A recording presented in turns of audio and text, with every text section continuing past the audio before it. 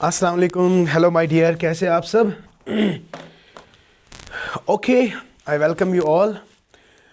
तो मुझे उम्मीद है कि आप सब खैरियत से होंगे और आपको बेसब्री से मेरी क्लास का इंतज़ार रहता है। मुझे पता है बहुत सारे बच्चे कमेंट करते हैं। तो आज हम लेकर आए हैं और एक क्वेश्चन बहुत ही इम्पोर्टेंट है। अब सारा डिटेल में तो नहीं पढ़ेंगे ना, ये सब कुछ हमने ऑलरेडी पढ़ा है। तो अब हम ये देखते हैं कि एक्सपेक्टेड क्वेश्चंस क्या हो सकते हैं। तो एज पर माय एक्सपीरियंस, जहां तक मेरी एक्सपीरियंस का सवाल है, तो इनमें से क्वेश्चंस आ सकते हैं। तो सारे रिकमेंडेशंस तो आपको याद नहीं रहेंगे। अब आपको क्या करना है, जो मैंने अब फोकस पढ़ना तो है, आपने वीडियोस देखे हैं, मुझे पता है हर किसी ने अपनी अपनी जगह पे बिल्कुल नोट्स बनाए हैं, वो नोट्स भी पढ़ेंगे और ज़्यादा इन वीडियोस पे मतलब गौर करें आप, ठीक है? तो इनको ज़्यादा मतलब आप अटेंशन के साथ सुने, इनको पॉइंट्स को नोट डाउन करें, ठीक है बेटा? तो ऑलरेडी हमने बहुत अच्छे से इनको डिस्कस किया है। तो आज हम लेकर आए हैं एक्सपेक्टेड क्वेश्चंस। आज हम दो क्वेश्चंस करेंगे। पहला स्लाइड जो है वो है expected questions on sergeant report, right my dear? तो आपको पता ही है कि सार्जेंट रिपोर्ट जो है it is basically the 1944 report, right? तो due to the world war second बहुत सारी, ये ऑलरेडी मैंने, I don't want to discuss these all because अगर आप ये वीडियो देखना चाहते हो तो मेरे प्लेलिस्ट में आप जा सकते हैं, वहाँ पे चेक कर सकते हैं सार्जेंट रिपोर्ट। मैंने डिटेल में एक दो लेक्चर्स पढ़ा है। एक लेक्चर में मैंने इंट्रोडक्शन दिया है, दूसरे लेक्चर में मैंने रिकमेंडेशंस दिए हैं और तीसरे लेक्चर में मैंने डिफेक्ट्स भी आपको पढ़ाए हैं। लेकिन आज यहाँ पे उतना सारा कवर नहीं होगा। यहाँ पे हमारा जो फोकस होगा वो फोकस होगा इंपॉर्टेंट क्वेश्चंस और एक्सपेक्टेड क्वेश्चंस जो आपके एग्जाम में आ सकते हैं। प्रीवियस ईयर पेपर्स चेक करें, वहाँ पे जो भी मैंने एक्सपेक्टेड क्वेश्चंस रखे हैं वो सब मैंने उन्हीं में से थोड़ा थोड़ा निकाले हैं और खुद भी अपनी तरीके से कुछ क्वेश्चन मतलब सिलेक्ट किए हुए हैं। तो चलते बेटा स्टार्ट करते हैं। सबसे पहला पॉइंट जो है, आपको डेट क्या याद रखना है, सार्जेंट रिपोर्ट जो है it is also called 1944 report, right? Okay, it's clear. तो ये डेट अब याद रखना है 1944, ये आपको डेट याद रखना है, very important date. Chances are there ये पूछा जा सकता है या बहुत बार पूछा गया है। और अगर हम इसका चेयरमैन देखेंगे, खुद ही बोल रहा है sergeant report, sir John sergeant, sir John sergeant, sir John sergeant. वहां पे बहुत स्पेलिंग मिस्टेक्स होंगी, लेकिन आपको याद रखना है सर जॉन सार्जेंट। वहां पे बहुत सर एक्स्ट्रा होगा, लेकिन सर जॉन सार्जेंट आपको क्लियर आंसर पता होना चाहिए। तो ये सर जॉन सार्जेंट है बेसिकली उस वक्त की जो CAB है, central advisory board of education जो था। तो क्योंकि 1944 में हालात ख़राब हुई थी due to the world war second, okay, तो एजुकेशन ज़्यादा सफ़र हुआ था। तो सिंस जो कंट्री थी वो डेवलपमेंट की तरह ज़्यादा ध्यान दे रही थी और ये एजुकेशन सिस्टम जो है इस पर किसी ने ध्यान नहीं दिया। फिर सेंट्रल एडवाइजरी बोर्ड ने रिकमेंड किया किसको, सर जॉन रिपोर्ट को, कि आप एक मेमोरेंडम तैयार करो जिसमें आप defects of education, present system of education आपको हाईलाइट करने हैं और जहां जहां पे आपको रिकमेंड करना है, जो आपको रिकमेंड करना है, आप वो रिकमेंड इस मेमोरेंडम से मैं कर सकते हो। तो इसने एक मेमोरेंडम तैयार किया और यही मेमोरेंडम फिर कैब को वापस सबमिट किया। तो that is why my dear, जो सार्जेंट रिपोर्ट है इसको और एक नाम, दो नाम से जाना जाता है। एक तो ऑलरेडी है सार्जेंट रिपोर्ट, दूसरा है post war educational development scheme. Y it is called post war? Because जब वर्ल्ड वार खत्म हुआ था उसके बाद इस मेमोरेंडम को तैयार किया था, that is why it is post. तो एजुकेशनल डेवलपमेंट के लिए मेमोरेंडम तैयार किया गया था, तो it was submitted to the CABE. So report, and it is also called a report by CAB, Central Advisory Board of Education। तो हो गया एक पॉइंट क्लियर। चलते बेटा नंबर सेकंड, ये जो रिपोर्ट है सिंस इसने हर किसी पॉइंट को हाईलाइट किया, क्योंकि वहां पे every aspect of education got suffered. तो उसने प्राइमरी से लेकर हायर एजुकेशन तक, adult education, teacher education, every structure was highlighted by sergeant report. तो यहां पे gave recommendations on pre primary to higher education, adult education, technical education, teacher education, so every aspect was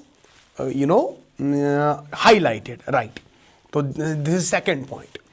third point आप देख सकते हैं, ये बहुत ही important है। मैंने इसको इंपॉर्टेंट क्यों रखा, क्योंकि ये एक रिकमेंड जो कल हमने वारदा स्कीम पढ़ा था, वहां पे भी हमने प्राइमरी एजुकेशन को यूनिवर्सलाइज, कंपलसरी और फ्री बनाओ, लेकिन वहां पे ना एज 7 to 14 था। लेकिन सार्जेंट के मुताबिक एज क्या है, इट इज 6 to 14। सार्जेंट ने भी कहा था क्राफ्ट सेंटर्ड, लेकिन सिंस पहले वारदा स्कीम में क्राफ्ट सेंटर्ड आया, अगर वहां पे क्वेश्चन आएगा which among the following recommended craft centred, sergeant ने भी क्राफ्ट सेंटर्ड बताया और वारदा स्कीम ने भी क्राफ्ट सेंटर्ड बताया, लेकिन अब मसला है अब सबसे पहले किसने दिया था, दैट इज वारदा स्कीम। तो Wardha scheme is best option. अगर वहां पे बोथ आ गया तो बोथ इज करेक्ट आंसर, अगर बोथ नहीं आया तो माय डियर ऑलवेज रिमेंबर, जो सार्जेंट रिपोर्ट है इसने दूसरी मर्तबा दिया, पहली मर्तबा में किसने दिया था, वारदा स्कीम ने।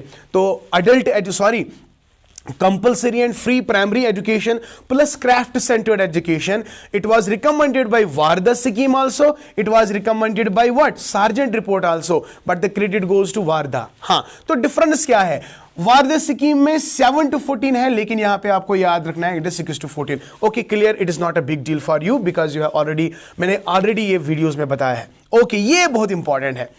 According to Sargent report, there are two types of basic schools, right? There are two types of basic schools, ये बहुत इंपॉर्टेंट है।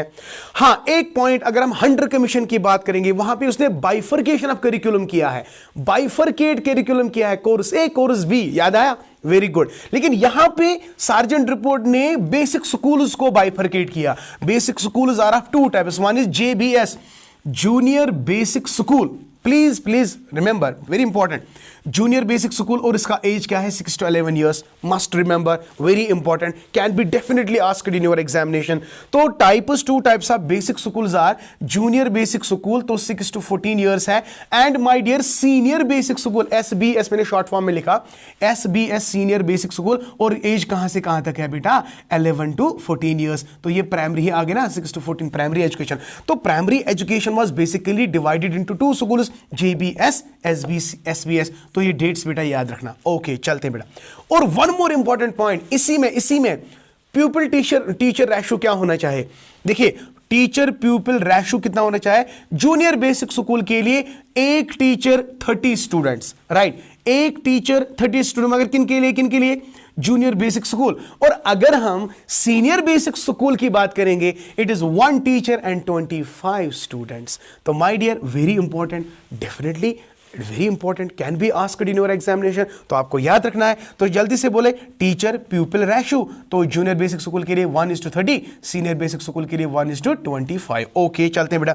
ड्यूरेशन ऑफ सेकेंडरी एजुकेशन, अब सेकेंडरी एजुकेशन की ड्यूरेशन 6 साल होनी चाहिए, और कहां से कहां तक, 11 से 17 तक, 11 to 17 years, 11 to 17 years। तो 6 years must be the duration of the secondary education। इसने बेसिकली एलिमेंट्री एजुकेशन को इसी में लाया है, एलिमेंट्री एजुकेशन को इसमें लाया है, तो बाद में हम ये देखेंगे तो किस, हाँ, तो हाँ, और एक पॉइंट, किसके कहने पर UGC को अपॉइंट किया जाए, sergeant report, right, UGC should be appointed. तो अगर कल आपसे कोई पूछेगा कि UGC को एस्टैब्लिश किया गया, लेकिन ये रिकमेंडेशन असल में किसकी थी, तो it was 1946, actually appointed 1946 UGC का है, तो UGC must be appointed, right. And number second, teacher must be the nucleus, तो इसने टीचर एज ए न्यूक्लियस, ये एक बार आया था, according to which report, teacher is a nucleus, it is my dear Sargent report. तो these are the beautiful, important and most expected questions, please don't forget them, memorize them as much as you can। Okay, now coming to the next slide, my dear। Okay beta, the next slide is we have completed the expected question part from unit number 3rd।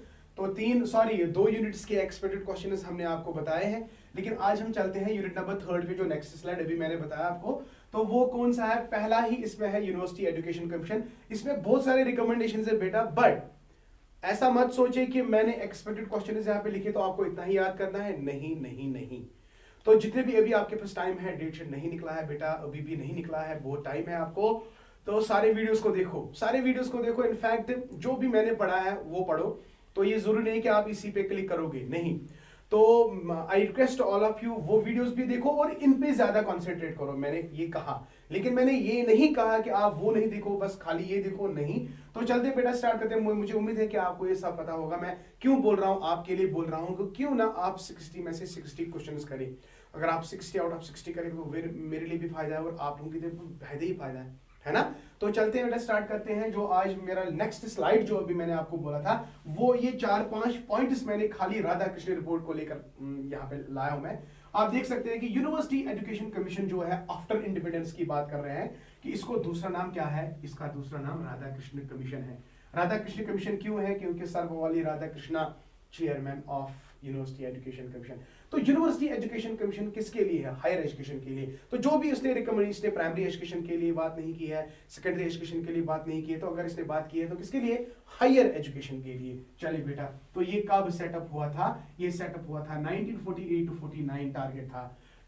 Appoint कब हुआ था? 4 नवंबर 1948 and submit इसने अपना report कब किया है? अगस्त 1949 में। तो ये सारे पॉइंट्स आपको आने चाहिए, इसी में बेटा इंशाल्लाह क्वेश्चंस आते हैं।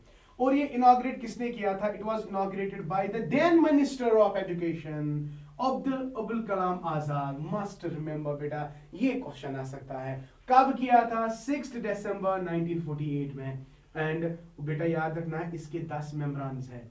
There are 10 members including Radha Krishna. और जो इसका एजुकेशन सेक्रेटरी है ताराचंद। ये एक बार आया था, मैंने देखा था, लेकिन मैंने ये वीडियो में नहीं बताया आपको, लेकिन अभी बता रहा हूं। तो ये बहुत ही इंपॉर्टेंट है बेटा। ताराचंद जो है वो सेक्रेटरी रहा है राधा कृष्ण रिपोर्ट का, ये बहुत इंपॉर्टेंट है। और आपको तो पता है ये स्टेटमेंट किसने दिया था? ये स्टेटमेंट भी राधा कृष्ण ने दिया था कि our and secondary education remains the weakest link in our education machinery.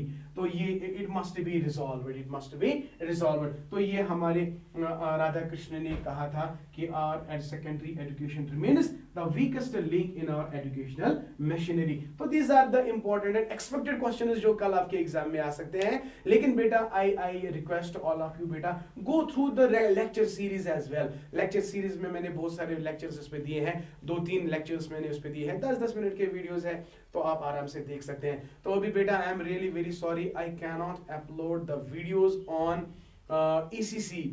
मेरा थोड़ा प्रॉब्लम है, बेसिकली अपनी पर्सनल प्रॉब्लम है, so I can't upload today's video. हाँ, शाम तक अगर पॉसिबल होगा इंशाल्लाह मैं कोशिश करूंगा।